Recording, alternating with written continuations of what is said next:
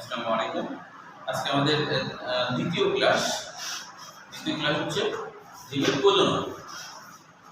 জীবের প্রজননে প্রথম পৃষ্ঠাতে তেমন কিছুই নাই, দ্বিতীয় পৃষ্ঠা থেকে সরাসরি উদ্ভিদ প্রজনন। এখানে ফুল সম্পর্কে আগে কিছু জানতে হবে আমাদের। ফুলের দুইটা অংশ, এটা মনে রাখবা। একটা হলো প্রধান তত্ত্ব, উত্তরকোষীয় অংশ। ফুল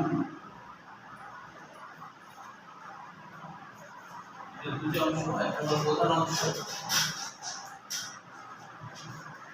প্রধান বা উত্তরকোষ।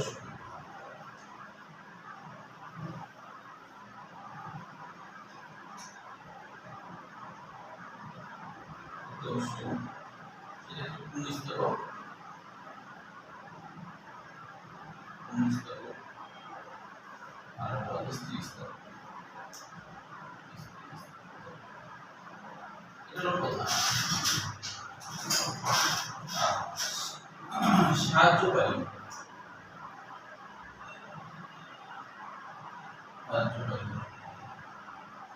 হলো জীবী দল।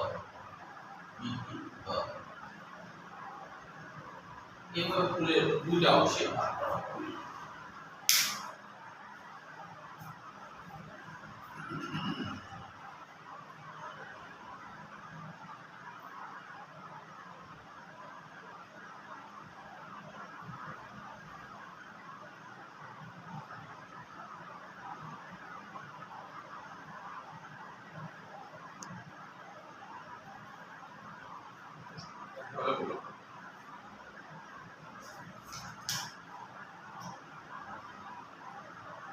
বৃদ্ধি মানে হলো, আচ্ছা এটা আমরা পরে বলছি। বৃদ্ধি বাংলা কি না?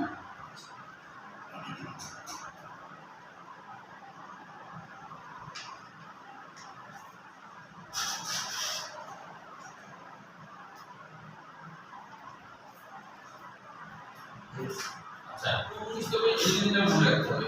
অ্যান্ড্রোসিয়াম, অ্যান্ড্রোসিয়াম,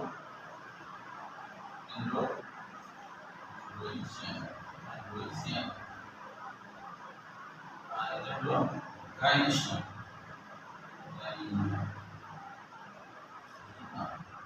যেমন আমরা গাইনি বলি না, গাইনি ডাক্তার, স্থির বিশেষজ্ঞ গাইনি বলা হয়।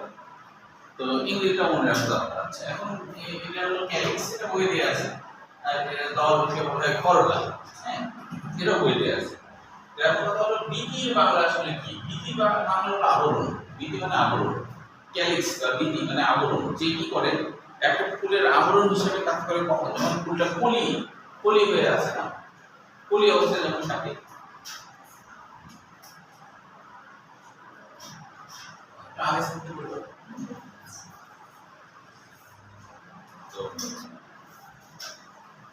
আচ্ছা, তো ফুলটা যখন কলি অবস্থায় থাকে তখন কিন্তু ফুলটাকে ঘিরে থাকে যে সবুজ অঙ্গটা, ফুলটাকে ঘিরে থাকে যে সবুজ অঙ্গ, বুঝে গেল ক্যালিক্স বা বীতি। বীতি মানে ওই কারণে আবরণ, বীতি মানে আবরণ। দেখবা ফুল যখন কলি অবস্থায় থাকে তখন গোটা বীতি কি ফুলকে ঢেকে রাখে না, কারণ তখন সে খুবই কুচি, তাকে ঢেকে না রাখলে নষ্ট হয়ে যাবে। সেজন্য বাইরে একটা পোশাক ঢেকে রাখছে, ওই জন্য ক্যালিক্স মানে হলো আবরণ। বুঝছো? তাহলে ইসের দেখা দেখো, ফুলের হলো প্রধানত দুইটা অংশ। একটা হলো প্রধান বা অন্তর্কোষীয় অংশ, আর একটা হলো সাহায্যকারী অংশ। প্রধান অংশ হলো পুংস্তবক, স্ত্রীস্তবক, কারণ এদের কারণে মিশক্রিয়া ঘটে, নতুন বীজ ফল হয়। এদের কারণে এদের প্রধান। আর এরা হলো সাহায্যকারী। বীতি হলো সাহায্য করতে কি ধরে রাখার জন্য। দল সাহায্য করতে কি নিষেক্রিয়ায় সাহায্য করছে দল, কারণ দল হলো রঙিন হয় না। রঙিন হলে কি হয়? অন্যান্য পতঙ্গগুলো আকৃষ্ট হয়, তাই কি না? আকৃষ্ট হয় তখন হচ্ছে যে সেখানে নিষেক্রিয়া ঘটায়, তাই কি না? ওই যে আমরা জানি যে কোনো পতঙ্গ আসে যখন স্ত্রী ফুলে বসে, মানে না, প্রথমে ধরো পুরুষ ফুলে বসলো, পুরুষ ফুলের যে পরাগধারী থাকে, যে যেমন পুংস্তবক বৃদ্ধি থাকে, যে মনে করুন এরকম একটা অংশ থাকে, তাই না? তো এই অংশ যখন পরিণত হয়ে যায় তখন আসলে ফেটে যায়, ফেটে দিয়ে পরাগটা নোংরা আশেপাশে লেগে থাকে। এই সময় কোনো পতঙ্গ আসছে ফুলে বসতে গেছে, তখন দেখা যাচ্ছে ওর পিছনে কাঁচার সাথে ধরা লেগে গেছে পড়া, এবার অন্য ফুলে আবার গেছে, আবার ওখানে বসছে, তখন স্ত্রী কিশোরে হয়তো বসছে, তখন দেখা যাচ্ছে যে ওই যেটা নিয়ে আসছিল সেটা ওখানে নিষেধ করা যাবে। আবার কিছু পরাগায়ন হয় সরাসরি বাতাসের সাহায্যে হয়, তাই না? বাতাসের সাহায্যে যেমন ধানে বাতাসের সাহায্যে হয়, বাতাসের সাহায্যে বাতাস ওখানে পরাগরেণু আছে এভাবে হয়। তাহলে মেইন কাজটা কিন্তু পুংস্তবক স্ত্রীস্তবক। তো মনে রাখতে হবে পুংস্তবক বলা হচ্ছে কখন, যখন আসলে একটাকে আমরা বলি পুংকেশর, কেশর মানে কেশ থেকে কেশর, কেশর মানে কেশ থেকে কেশর। এখানে পুরুষ যে অংশটা সেটা কেশের মতো, চুলের মতো চিকন, এদের নাম পুংকেশর। এখন অনেকগুলো পুংকেশর, ধরো এটা একটা পুংকেশর, এটা একটা পুংকেশর, এটা একটা পুংকেশর। যখন এরকম ভাবে পড়বো তখন এর নাম হবে পুংস্তবক, এবং এর নাম হবে কি পুংস্তবক।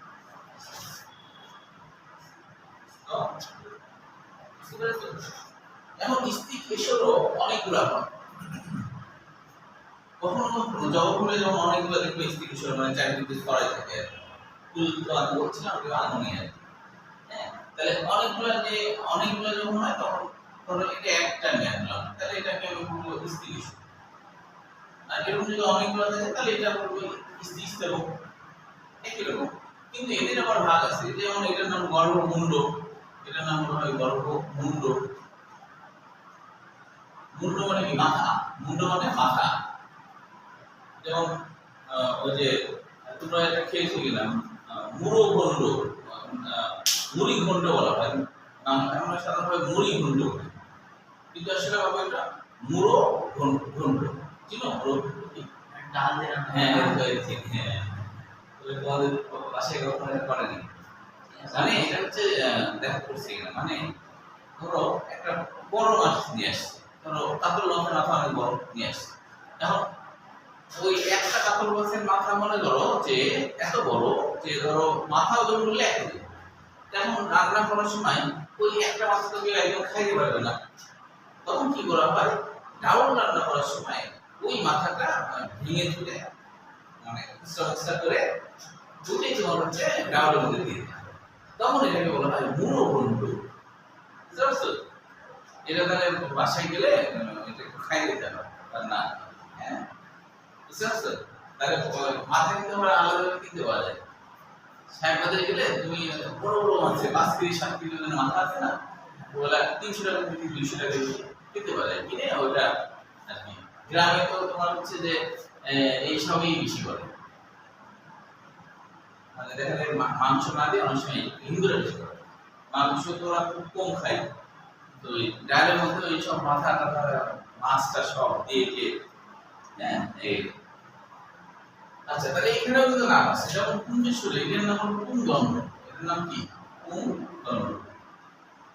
এটার নাম কি? পরাগধানী। পরাগধানী তার মানে যে পরাগরেণু ধারণ করে থাকে, যে পরাগরেণু ধারণ করে থাকে তাকে বলে পরাগধানী। যে পরাগরেণু ধারণ করে থাকে, বুঝছো? পরাগ বলতে পুরুষ, পুরুষ রেণু। পরাগ মানে পুরুষ, পুরুষ রেণু। ধানী মানে কি? ধারণ করে থাকে। যেমন রাজধানী বলা হয় না, রাজধানী, রাজধানী মানে কি? রাজাকে ধারণ করে থাকে, মানে রাজধানীতে রাজা থাকে, তাই না? ঠিক কিনা? রাজা যেটাই হোক, শিক্ষিত অশিক্ষিত যাই হোক, রাজা তো রাজাই। যেমন রাজতন্ত্রের ক্ষেত্রে কি তখন ওরা যেমন রাজা ছিল রাজাই হবে,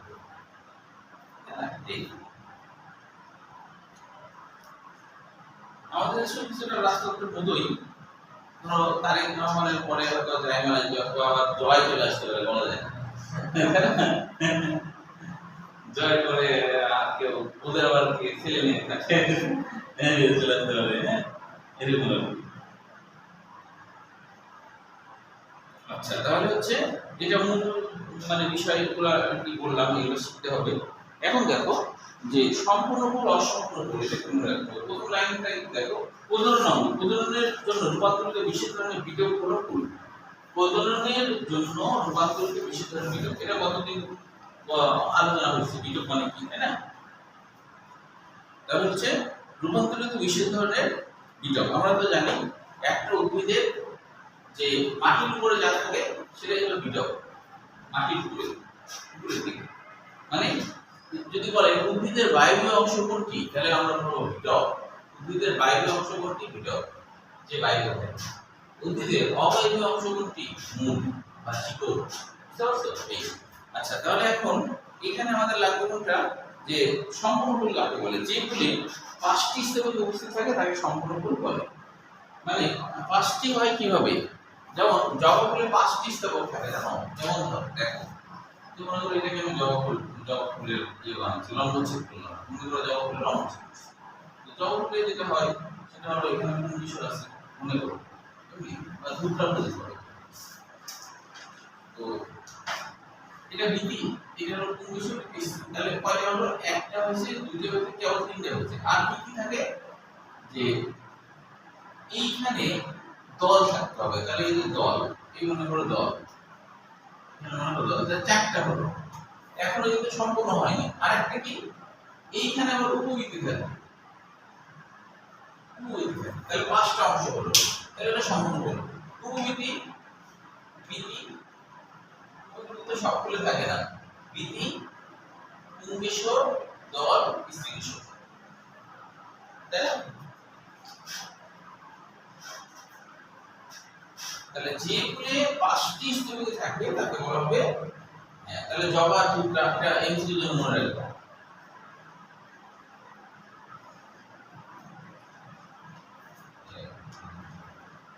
পাঁচটা হচ্ছে না? পাঁচটা হচ্ছে। তাহলে 5টা যদি থাকে তাহলে সম্পূর্ণ। তাহলে উদাহরণ কি সেটা মনে রাখতে হবে, হ্যাঁ?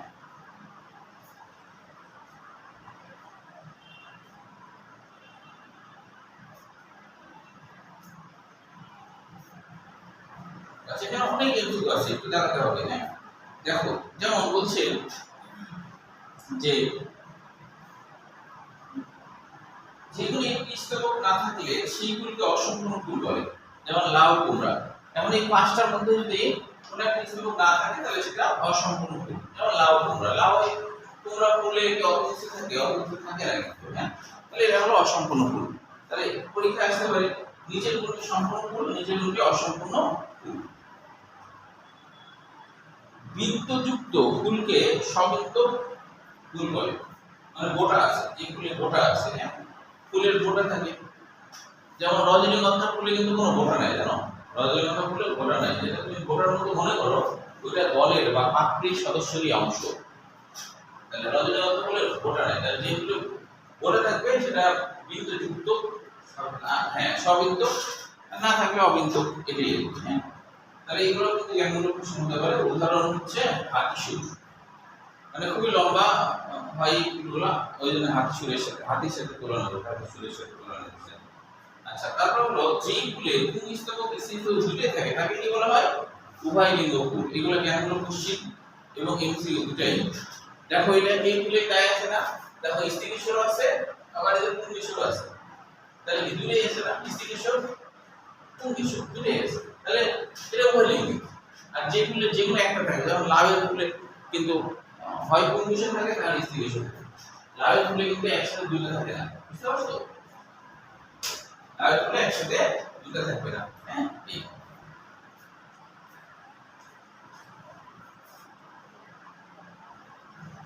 উভয়লিঙ্গ ফুল ছাড়া কোনো ফুল আসতে পারে না, সম্পূর্ণ হতে পারে না, হ্যাঁ?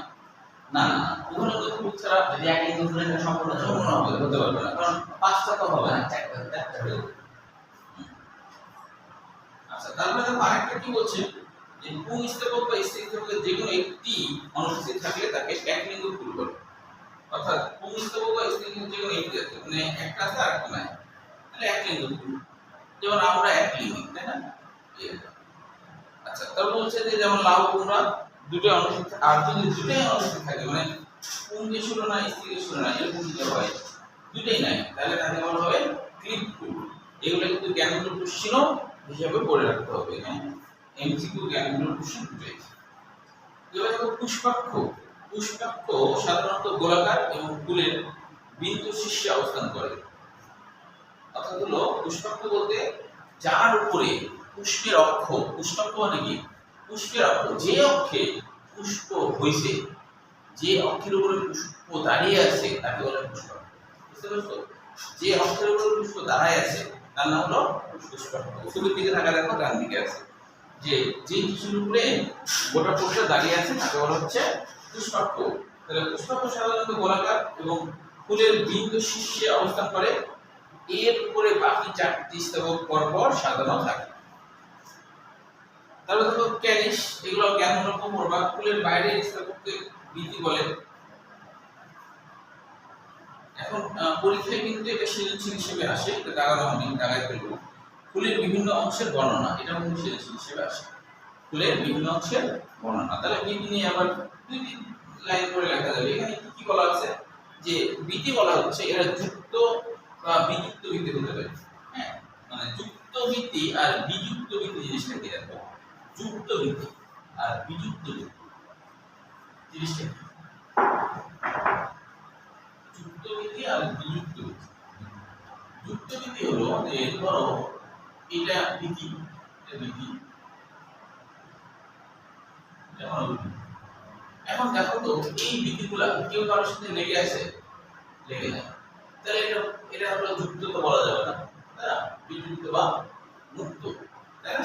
আর যদি এরকম হয় যে এখান থেকে হয়েছে আবার এখান থেকে হয়েছে, আবার এখান থেকে হয়েছে, আবার এখান থেকে হয়েছে, আবার এখান থেকে হয়েছে, তাহলে এইটা কি লেগে লেগে আছে না? তাহলে লেগে লেগে যদি থাকে তাহলে যুক্ত। তাই বলছে এরা হলো যুক্ত বৃদ্ধি হতে পারে বা বিযুক্ত বৃদ্ধি হতে পারে। তবে বৃদ্ধির কাজ কি, যে ফুলের যখন কচি অবস্থা থাকে তখন রোদ থেকে পোকামাকড় থেকে ওকে রক্ষা করে, তাই কি না, প্রোটেকশন হিসেবে কাজ করে। এই যে দলমণ্ডল বা ক্যালিক্স, এই ক্যালিক্স তো ভুলে গেল, দলমণ্ডল, তাই না? দলমণ্ডল মনে রাখবা, পাপড়ির সমষ্টিকে দলমণ্ডল বলে। পাপড়ির সমষ্টি, মনে করো এটা হলো পাপড়ি, এটা মনে করো পাপড়ি, এটা যদি বিধি, কিন্তু মনে করো পাপড়ি, হ্যাঁ মনে করো পাপড়ি, কিন্তু বিধি এটা আমি দেখাচ্ছি, মনে করো পাপড়ি। তো আমি যখন দুইটা চিহ্নিত করবো তখন আর এর নাম পাপড়ি হবে না, তখন এর নাম হয়ে যাবে দল, এর নাম হয়ে যাবে দল। আবার বিধির ক্ষেত্রে একটা বিধিকে বলা হয় বৃত্তাংশ, বুঝছো? একটা বিধি বৃত্তাংশ, সবগুলোকে একসাথে বলা হয় বৃত্তির অংশ। বৃত্তাংশ মানে কি, বৃত্তির অংশ, ঠিক আছে? তাহলে এখানে বৃদ্ধি হচ্ছে, আবার মনে করো এর উপরে দল হচ্ছে, তাহলে দল হলো পাপড়িগুলোর সমষ্টিকে দল বলা হয়, পাপড়ির সমষ্টিকে দল বলা হয়। বুঝতে পারছো? পাপড়ি মানে পাতলা আবরণ, পাপড়ি মানে পাতলা আবরণ।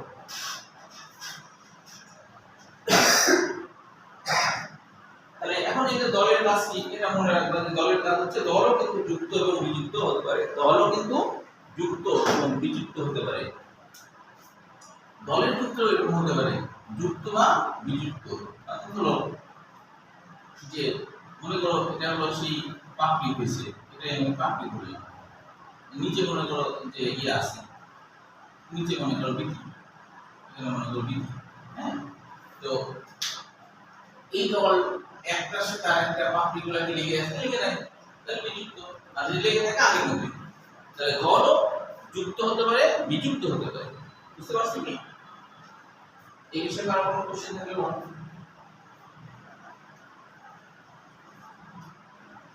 হ্যাঁ, কোনো কোশ্চেন আছে?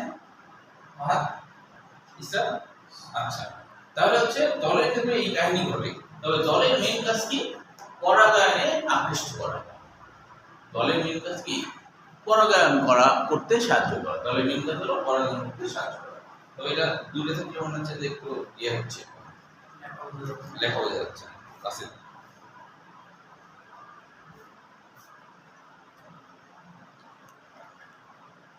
এবার বোঝা যাচ্ছে। তাহলে দলের মেইন কাজ হলো যে এরা হচ্ছে যদিও রোদ বৃষ্টি থেকে সেটা সেভ করে, কিন্তু মেইন কাজ হিসেবে পরাগায়নে সাহায্য করে, পরাগায়নে রঙিন হলে পোকামাকড়রা আকৃষ্ট হয়। হ্যাঁ, এবার দেখো পুংস্তবকের কথা বলছে, তাহলে বর্ণনা আসলে এত বড় করে লিখবো না, একটু ছোট ছোট করে বর্ণনাগুলো লিখবো। এখন দেখো পুংস্তবক, এটা বলে তৃতীয় স্তবক, তাহলে পুংস্তবক হলো তৃতীয় স্তবক কিভাবে হয়? চিন্তা করো, পুংস্তবকের কথা বলছে। যদি আমি এটা বিধি ধরি, এটা যদি দল ধরি, দলের পরেই কিন্তু কি হয়? দলের পরেই কিন্তু হয় হচ্ছে পুংবিষম। তো এই জন্য এটাকে বলা হচ্ছে যে তৃতীয় স্তবক। নিচ থেকে যদি গণনা করি, নিচ থেকে গণনা করলে যে প্রথমে দেখো যে আমরা এর আগে যেটা আসছিলাম, এটা আমি আবার আসছি, কেন এটা তৃতীয় স্তবক হয়? যে এখানে একটা, এটা হলো বিধি, এটা হলো বিধি। তৃতীয় স্তবক কি হয়? বিধির পরেই এইখানে কিন্তু অ্যাকচুয়ালি কি থাকে? পাপড়ি থাকে, এখানে থাকে পাপড়ি। তারপরে কিন্তু এইখানে হয় পুংবিষম। তাহলে তৃতীয় স্তর হলো না? হলো কিনা? দ্বিতীয় স্তর হলো, বুঝছো? স্ত্রীকেশর চতুর্থ স্তর। তাহলে কি হচ্ছে? তাহলে হচ্ছে ফুলের তৃতীয় স্তর, আর যদি আমরা স্ত্রীকেশর বলি তাহলে চতুর্থ স্তর। এটি একটি অত্যাবশ্যক অংশ, এই স্তরের প্রতিটি অংশকে পুংকেশর বলা হয়। যেটা আগে বললাম, একসাথে একরকম নাম আর এক বছর আর ইংরেজিটা মনে রাখবে, স্টেমিং। ইংরেজিটা মনে রাখতে হবে, স্টেমিং। হ্যাঁ, আচ্ছা, এখন হলো এটা কিন্তু আলোচনা করছিলাম যে প্রতিটি পুংকেশরের দুটি অংশ, পুংদণ্ড এবং পরাগধানী, এগুলো আলোচনা হয়েছে। হ্যাঁ, পুংকেশরের দণ্ডের মতো অংশকে পুংদণ্ড এবং শীর্ষের থলির মতো অংশকে পরাগধানী বলে, এগুলো আলোচনা হয়েছে, তাই না? এই পরাগগুলো অঙ্কুরিত হয়ে পরাগ নালী গঠন করে। এই পরাগ নালীর পুংজনন কোষ উৎপন্ন হয়। এই পরাগ নালীর মধ্যে পুংজনন কোষ উৎপন্ন হয়। নালীতে পুংজনন কোষ সরাসরি জননকারী অংশগ্রহণ করে। এটা আমি একটু ছবি থেকে দেখাচ্ছি। আগে একটু শেষ করি। কখনো পুংস্তবকের পুংদণ্ডগুলো পরস্পরের সাথে সংযুক্ত হতে পারে, আবার পরাগ কণিকাগুলো কখনো পরস্পরের সাথে যুক্ত থাকে। পরাগদণ্ড এক গুচ্ছে থাকে, তাকে এক গুচ্ছ ফুল, যেমন রোজাওয়া, আর দুই গুচ্ছ থেকে রোজাওয়া। আচ্ছা, লাস্টের দিকে যে বলা হচ্ছে যে যখন পরাগধানী এক গুচ্ছে থাকে তখন তাকে যুক্তধানী বা সিনজেনেসিয়াস, সিন মানে একসাথে, সিন মানে একসাথে, আর মুক্ত অবস্থায় এবং হচ্ছে পুংকেশর দলবন্ধের সাথে যুক্ত অবস্থায় থাকে দলবন্ধ। মানে কি? এবার এইগুলা সবগুলা ভাষাগুলো আমরা একটু বুঝি। বলা হচ্ছে ধরো দল, এটা দল, দলের সাথে পুংকেশর যদি আঠার মধ্যে লেগে থাকে তাহলে দললগ্ন। পরাগধানী যে পরাগ যে পুংকেশর, যেটা পুংকেশর যদি দলের সাথে লেগে থাকে তাহলে এটা বলবো যে দলের সাথে যদি লেগে আছে দললগ্ন, দলের সাথে লেগে আছে দললগ্ন। আর তার আগে কিছু কথা বলছে, সেটা হলো এরকম যে দেখো, খেয়াল করো, এই যে থলের মতো অংশ বললো না, সেটা হলো পরাগধানী। থলের মতো অংশ, এটা হলো পরাগধানী। এখন এটাকে যদি প্রস্থ বরাবর কাটো তাহলে তুমি এর মধ্যে চারটা চেম্বার দেখতে পাবো। মনে করো এই একটা চেম্বার, এটা আরেকটা চেম্বার, এটা আরেকটা চেম্বার, এটা মনে করো আরেকটা চেম্বার, এবং চারটা চেম্বার দেখা যাবে। এদেরকে বলা হয় পরাগথলি, এদেরকে বলা হয় পরাগথলি, বুঝছো? তো এখানে সবগুলা ছোট ছোট স্বাভাবিক কোষ, ছোট ছোট স্বাভাবিক কোষ, ছোট ছোট স্বাভাবিক কোষ, সবাই ডিপ্লয়েড কোষ, সবাই ডিপ্লয়েড কোষ। এর মধ্যে থেকে দেখা যায় একটা কোষ আকৃতিতে বড় হয়ে যায়, একটা কোষ আকৃতিতে বড় হয়ে যায়, একটা কোষ আকৃতিতে বড় হয়ে যায়, একটা কোষ আকৃতিতে বড় হয়ে যায়। তো যখন একটা কোষ আকৃতিতে বড় হয়ে যায় তখন কি হয়? এদেরকে বলা হয় পুংজনন মাতৃকোষ। তখন এদেরকে বলা হয় পুংজনন মাতৃকোষ। তার মানে এরা মিয়োসিস বিভাজন ঘটাতে পারে, পুংজনন মাতৃকোষ। তো তারপরে কি হয় যে মিয়োসিস যখন ঘটে তখন তো চারটা হবে, তাই না? তখন এরা এন সংখ্যক নিউক্লিয়াস, আমি একটা দিলাম, এন সংখ্যক নিউক্লিয়াস, এন সংখ্যক নিউক্লিয়াস, এরা কিন্তু সবাই এন।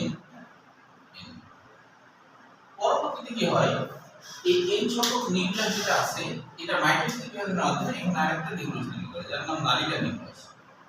যার নাম নালিকা নিউক্লিয়াস। যার নাম কি? নালিকা নিউক্লিয়াস। এখন এই অবস্থায় বাইরের প্রাচীর যখন ফেটে যায়, এই সময় যদি কোনো পতঙ্গ বসে আর কি, তাহলে ওর পাশার সাথে লেগে গেল এই হ্যাপ্লয়েড বরফ রেণুগুলো, লেগে গেলে এবার স্ত্রী কিশোরের মাথার উপরে ধরো বসে, এখানে বসে। এখন ওখানে দুইটা নিউক্লিয়াস ছিল না, একটা উপরে আর একটা নিচে ছিল। এখন কি হবে, এটা প্রাচীর গলে যাবে এবং এই বরাবর আস্তে আস্তে করে একটা পোলিন টিউব বা পরাগ নালিকা তৈরি হবে। এই যে নালিকা নিউক্লিয়াস সেটা কিন্তু এখানে থাকবে, আর এখানে থাকবে পুংজনন কোষ। বুঝছো? তাহলে এখানে কিন্তু এই পরাগ থলিকা কথাটা বলতেছে আর কি। এই পরাগ নালিকা এখানে একটা কথা বলা আছে, খুবই সংক্ষেপে বলার কারণে, যে যোজনী নামে একটা কথা। ৫৫ নম্বর লাইনে দেখো, ৪র্থ নম্বর লাইনে দেখো, পুংকেশরের দণ্ডের মতো অংশ পুংদণ্ড। এই দেখো পুংকেশরের দণ্ড, যেটা দণ্ডের মতো না, এটা দণ্ডের মতো পুংদণ্ড। তারপর হচ্ছে এরপরে বলছে এবং শীর্ষের থলির মতো অংশকে পরাগধানী। এই যে থলির মতো অংশ না, এটা পরাগধানী, থলির মতো অংশ পরাগধানী। তারপরে বলছে যে এই পরাগ, আচ্ছা তারপরে বলছে পরাগধানী এবং পুংদণ্ড সংযোগকারী অংশকে যোজনী বলে। পরাগধানী এবং পুংদণ্ড সংযোগকারী অংশকে যোজনী, এইটা একটু হচ্ছে পরাগধানী এবং পুংদণ্ড সংযোগকারী অংশকে যোজনী বলে। মানে কি? মানে হলো এই যে প্রস্তুত ছেদ করলাম, এই যে এখানে যে অংশটা ছিল না, সেটা কিন্তু এখানে এইভাবে দেখানো হয়। এই জিনিসটার নাম হলো যোজনী। যোজনী মানে কি? যে যুক্ত করে রাখে, যেগুলো পরাগথলিকাগুলোকে যুক্ত করে রাখে তাকে বলে যোজনী। তাহলে এইখানে মিডিলে যেটা আছে তার নাম হলো যোজনী। এটাও কিন্তু যোজনী, এটাকেও কিন্তু যোজনী বলা হয়, এটাকেও যোজনী বলা হয়। বুঝছো? এটাও কিন্তু যোজনী।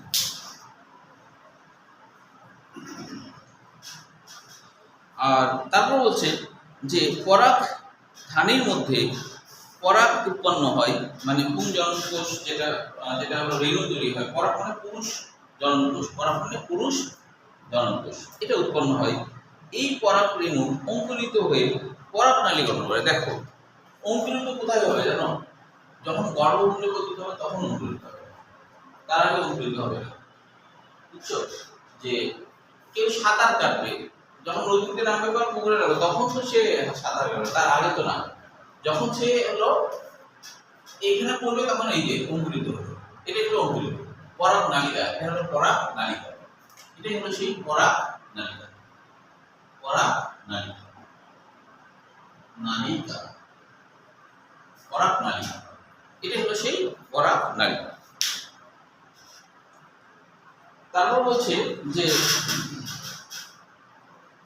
পরাগ নালী গঠন করে। এই পরাগ নালিকায় পুংজনন কোষ উৎপন্ন হয়।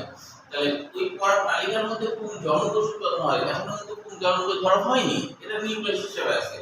পুংজনন কোষ বলতে যখন সে নিষেক্রিয়া ঘটানোর উপযুক্ত হয় তখন তাকে বলা হয় পুংজনন কোষ।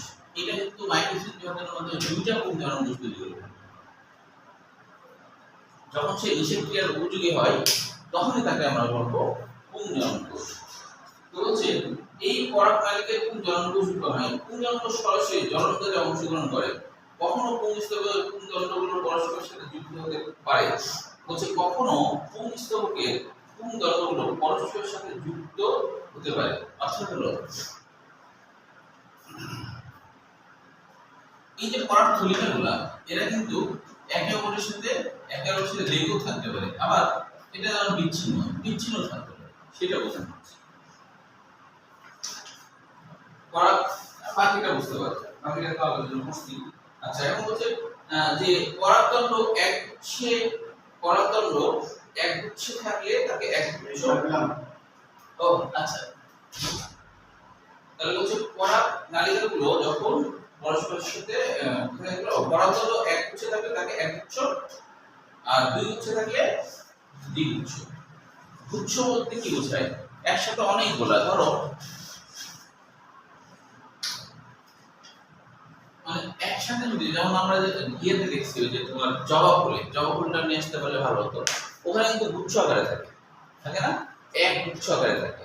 কিন্তু এটা যদি আলাদা আলাদা দণ্ডে গুচ্ছ ভাবে থাকতো তাহলে বহু গুচ্ছ বা দ্বিগুচ্ছ হতো। দুইটা কথা হচ্ছে বাকি বুঝতে পারবো। আচ্ছা তাহলে আমি বলছি তোমরা কোনো কোশ্চেন করতে না, কোশ্চেন করো, মানে নাউজার কি কি পেলে বলো।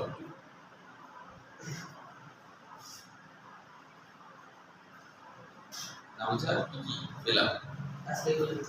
এগুলো আচ্ছা